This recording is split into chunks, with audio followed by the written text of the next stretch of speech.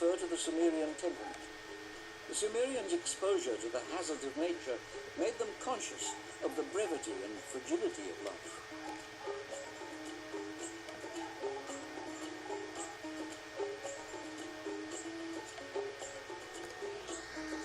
That's so true.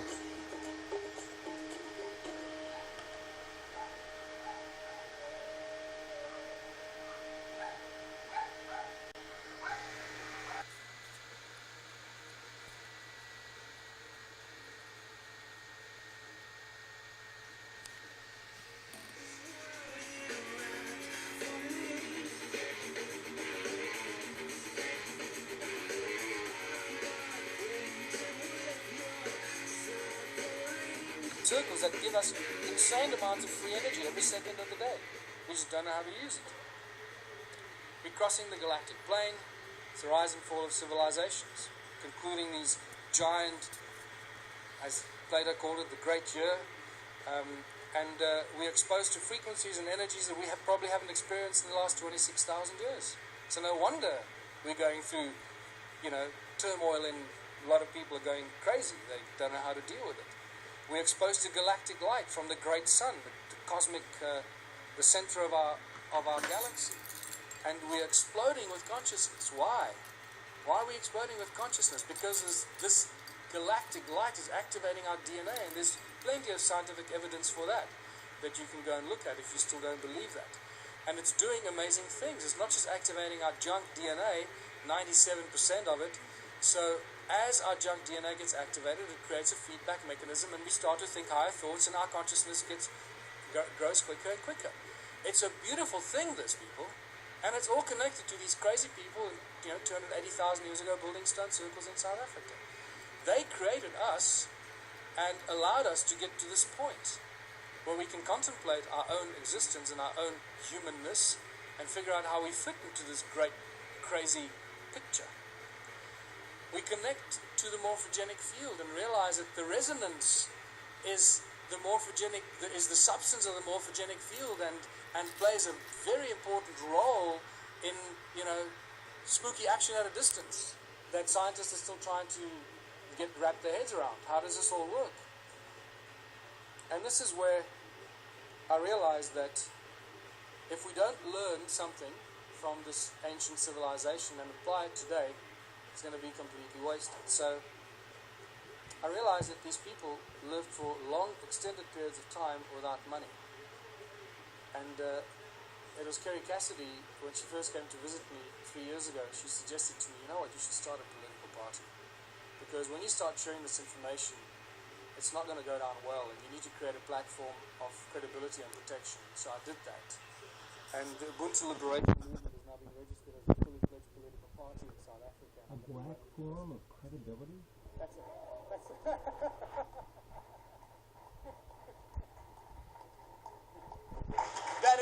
That's the funniest thing I've ever heard. But it's true. I just realized, hey, we're running, yeah. And then somebody said, so who's running for president? I had to do a double check. Oh shit, yeah. I guess it means that, yeah. We're just trying to cause trouble. We're just trying to inject a virus into the organism, but it has some really spectacular side effects, or things that we have to do. So we are all born on this beautiful planet, and we're all born free, and yet we cannot move around freely. We cannot live where we choose to. We have to follow rules and laws that we didn't agree to when we were born. We have to work and pay taxes and to earn us the old money. We didn't agree to that either when we were born. We didn't agree to be given a number and be treated like a corporation. We are living, breathing human beings. We're not numbers of infinite soul and flesh and blood. And yet that's not how we're being treated. The restrictions on humanity are endless, and they're getting worse by the day. The current situation is very simple. Every social political system has failed us. This is why we're in this mess. Otherwise we wouldn't be talking about this stuff, right? If it was hunky-dory. Humans everywhere live in misery. There seems to be no happy outcome to the political and economic mess of the planet. Every year, every month, it gets worse. More poverty, more hunger, more homelessness, more misery. The global economic collapse is imminent. The fact that we still have a global economic system is actually miraculous, but it is a clear indication how powerful those individuals are that control the global economy. They have infinite power as it is now. Only us, only we can do something about it. And there's some simple things that we can do about it to change everything about our lives and how we continue living as living, breathing human beings and not numbers and corporations or fictional entities. 1/3 of the world's food goes to waste. This is spectacular. What kind of creatures have we become that we deny 1/3 of the global population food because they don't have money? We don't hand it out, we dump it, we destroy it, because we can't give it to them for free. They need money, they need to work, lazy bastards. Do some work, go get a job, become a respectable member of society, get a job. We don't need jobs. It's the last thing we need. Every time I hear politicians say, we're going to create jobs, I sense shivers down my spine. It's the last thing we need. Busyness. Keep you busy running around forgetting what you should be doing, what kind of life you should be living. It's all encoded in the language that we use. How did it get so bad? This is where we get back to what we've just been to, the ancient civilizations. A small group of royal political families and the banking elite families took control of the world. This didn't happen last year or 100 years ago. This happened thousands of years ago, people. It started with the Sumerians about 6,000 years ago in the Middle East, in Sumeria. When the Sumerian tablets tell us, when kingdom was lowered to earth from heaven, that's why I pointed it out to you. They tell us, kingdom was lowered to earth. Suddenly we see these priest kings appear out of nowhere. How did these guys suddenly take on this higher than now, situation? Who the hell are they? Where did they come from? Oh, people lived happily, and suddenly one guy said, hold on, I'm going to be your king. You're going to have to work for me and pay taxes. Screw you, buddy.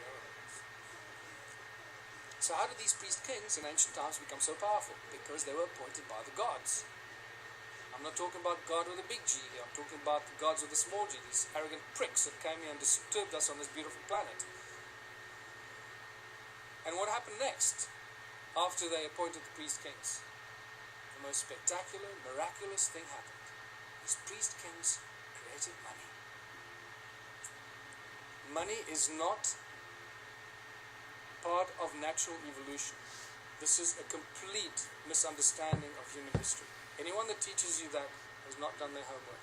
Money was maliciously introduced in ancient times as a tool of enslavement.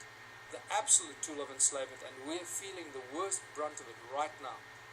We are the guys, we are the civilization, we are the people in the history of this planet right now that can make a change. It's up to us what we do with this information and how we move from here forward. Today there are three main banking families, there are arguably a few more, but the big ones, obviously the Rothschilds, the Rockefellers, the Morgans, they control everything. They own all the banks in the world. How can I make the statement? Because they're the guys that bail out the banks when they go under. So they own them. It's simple, right? If you bail somebody out, you're going to own them. You're not going to bail something out that you don't own, or at least that you don't control. So the World Bank, the IMF, the BI, the Bank of International Settlement in Basel, Switzerland, most people aren't even aware that there's a thing called the Bank of International Settlement. When they discover this, what? Wow, that's amazing. I hope they're good people. Can't they give us a loan? Remember, people, money doesn't exist. Okay, I'm going to get into this. Yes, did you want to say? It didn't get us very far because the judges didn't understand this at all. They thought we were just causing trouble with the courts. But nevertheless, what we managed to do in the 3 Supreme Court cases that I defended myself against these banksters, we managed to get very important things out of the lawyers or the bankers. They admitted to everything we accused them of. We accused them of breaking the contract law because they don't have what they pretend to loan. They don't have the money. Remember, in contract law, you can't lend something that you do not possess. So that was one of our arguments. So we said, well, the banks aren't actually banks because they don't own any money. And they admitted, yes, no, we don't own any money. Okay, great. Judge, did you get that? And then we said, well, that means that you're an agent and you're not a banker, so you can't charge interest and you can't come after me because the contract is null and void. And then we realized that they securitize your signature. They sell every document you have, every document you sign with your signature on it that has a value on it, is sold in a process called securitization. And this is a global industry. Global banking industry works with securitization, and they're very proud of it. They publish the securitization information on their websites. But then when you argue securitization in court, they deny it. They say, no, we don't know what you're talking about. No. And the judges don't go and do their homework, because the judges are so blinded by the banks, and the lawyers, they just follow. They just can't imagine that the banks could be lying. So they agree that they practice securitization. Well, first of all, they denied that there is anything called securitization. They accused us of being fanciful and making things up, and that they didn't have money to lend. We accused them of not having locus standi or any rights to start the action against you, because they sell your documents and your contract to a third party called a special purpose vehicle.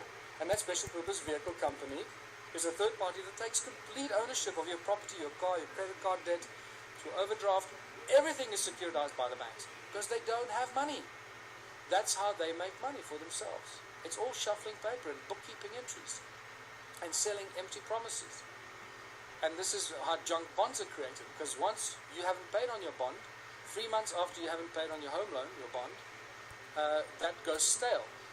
What the SPV does, they then claim insurance on it, and they file it. So the SPV gets paid, the bank is being paid the moment they sell your signature to them. Everyone's being paid, but you keep paying for your home loan for the next 30 years. The moment you stop paying, the bank comes after you and says, you owe us money, there's a contract, my lord. See, he signed a contract, he owes us money. And the judge doesn't for 1 second say, well, hold on, let's look at the validity of this contract. Do you have rights to this contract? Who owns the property? So this has now been exposed. We are this close in South Africa. Myself and Scott Cundall from New Economics Rights Alliance, we're this close from bringing down the banks. This close. So,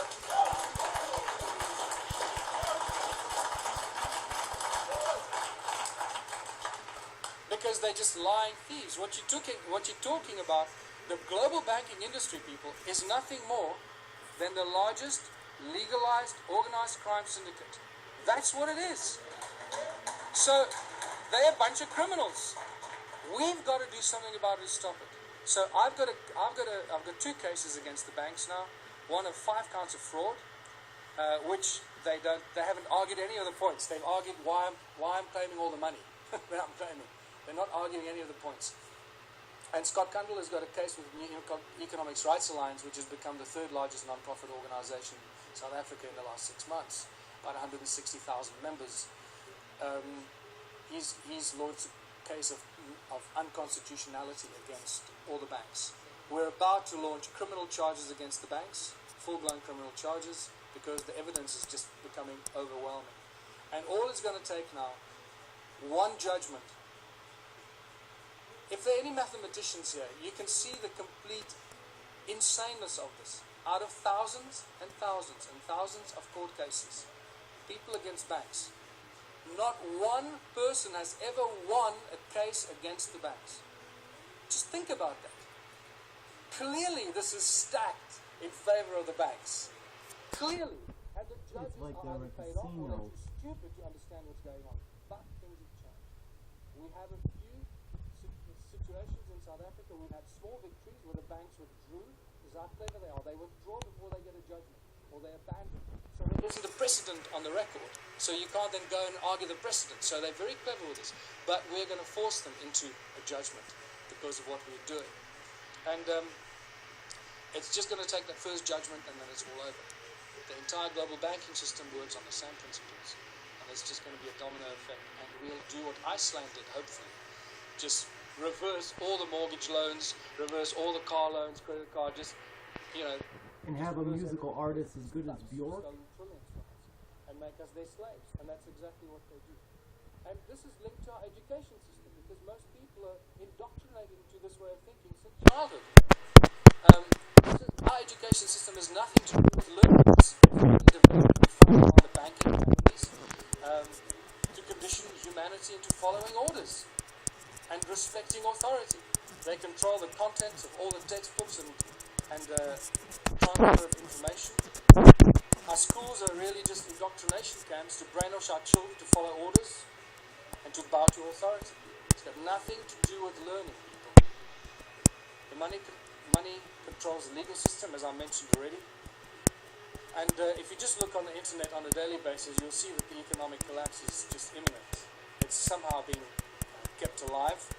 The question is, and this is what I need to end on, because we can't keep talking about doom and gloom all the time. We need to talk about what are we going to do as a species? What are we going to do when it all collapses? And this is where the most exciting thing happens. And this is my message to everyone in the world. This is where the true humanity shines. And we realize how beautifully we can survive without money. We have to find a new system because this system is broken. It doesn't work. We cannot continue doing what we've been doing for the past 6,000 years. That is insanity. And as you know, insanity is defined as history doing repeats something itself over and over again and expecting in the world different is results. crazy. So hopefully